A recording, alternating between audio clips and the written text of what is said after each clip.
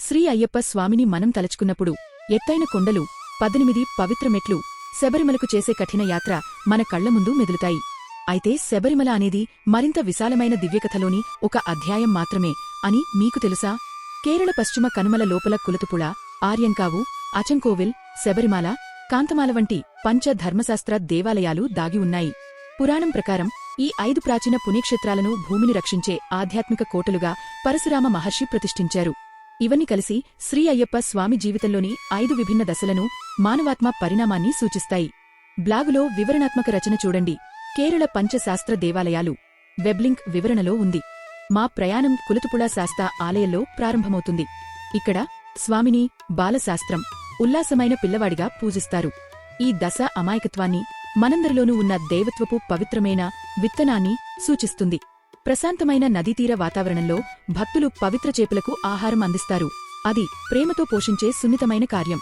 తరువాత మనం ఆర్యంకావు అయ్యప్ప ఆలయానికి వెళ్తాము. ఈ దశలో స్వామివారు యౌవనప్రాయుడిగా ఎదిగి జీవితంలోని చురుకైన యువదశను సూచించే బ్రహ్మచారిగా దర్శనమిస్తారు. విశేషంగా ఈ ఆలయం ఒక దివ్య ప్రేమకథను జరుపుకుంటుంది. ఇక్కడ శ్రీ అయ్యప్ప స్వామిని ఆయన సహధర్మచారిని శ్రీ పుష్కలతో కలిసి ఆరాధిస్తారు. ప్రతి డిసెంబరులో ఇక్కడ వైభవంగా తిరుకల్యాణం లేదా దివ్య వివాహం నిర్వహిస్తారు. 3వ దశ మనలను అచ్చన్కోవిల్ శ్రీ ధర్మశాస్త్ర ఆలయానికి తీసుకువెళ్తుంది. ఇక్కడ శ్రీ అయ్యప్ప స్వామి ఇక బాలుడు కాదు, యువకుడు కాదు, కత్తి, డాలు ధరించిన శక్తివంతమైన గుహస్థుడు మరియు యోధరాజు. పాముకాటుకు పరమ వైద్యశాలగా ప్రసిద్ధి చెందిన ఈ ఆలయంలో దేవుడు అమృతపాత్రను మరియు చందన లేపనాన్ని ధరించి ఉంటాడు. అవి ఇతరులను రక్షించడం మరియు స్వస్థపరచడం మన కర్తవ్యమని సూచిస్తాయి.